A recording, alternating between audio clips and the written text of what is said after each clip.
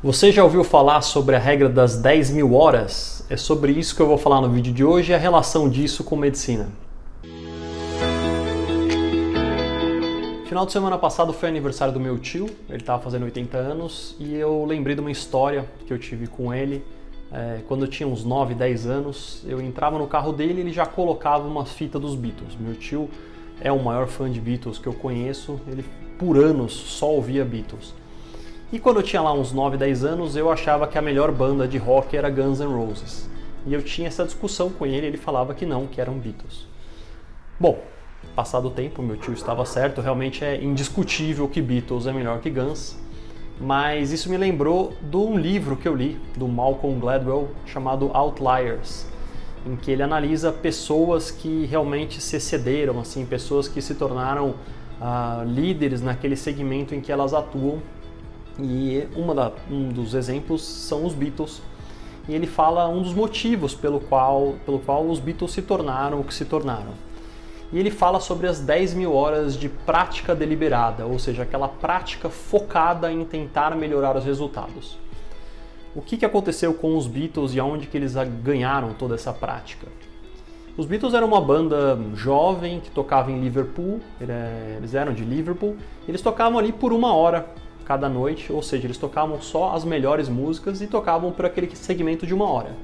Só que aí chamaram eles, um cara lá chamou para eles tocarem em Hamburgo. Iam tocar em casas de striptease, estilo bordel mesmo. Só que eles teriam que tocar quase que 7 dias por semana e períodos muito longos, assim, de 7, 8 horas. E isso, eles falam no livro, deu muita experiência para eles. Eles tinham que tocar não só rock, mas tinham que tocar outros estilos, blues, jazz, às vezes tinham que improvisar muito, porque imagina, tocar 8 horas sem parar, e para um público que realmente não estava ali exatamente para ver eles, estava ali para ver outra coisa, então eles tinham que se esforçar ainda mais para tentar agradar aquele público. Quando eles lançaram o primeiro álbum deles, que fez sucesso, eles já tinham mais de 1.200 apresentações ao vivo, o que é um número absurdo. Tem banda em final de carreira que nunca se apresentou por 1.200 vezes. O psicólogo que criou esse estudo, né, que é citado pelo Malcolm Gladwell, ele reparou que em diversas áreas, assim, áreas não correlacionadas, existia essa regra das 10.000 horas, ou seja, a pessoa para chegar ao nível de maestria, ela precisa ter essas 10.000 horas de prática. Ele notou isso em compositor, jogador de basquete, escritor de ficção científica, pianista, jogador de xadrez, criminoso, e eu estenderia isso também para cirurgião. Quando eu estava me formando, eu assisti uma palestra, talvez seja o urologista mais famoso de São Paulo, o Dr. Miguel Cirugi, e perguntaram para ele o que ele faria se ele fosse um cirurgião recém-formado. E ele respondeu o seguinte, ele falou, olha, eu iria para um hospital de periferia e tentaria operar o maior número de casos possíveis para ver o maior número de complicações possíveis e ver, enfim, tentar ganhar essas horas, esses casos de experiência, porque isso faz diferença.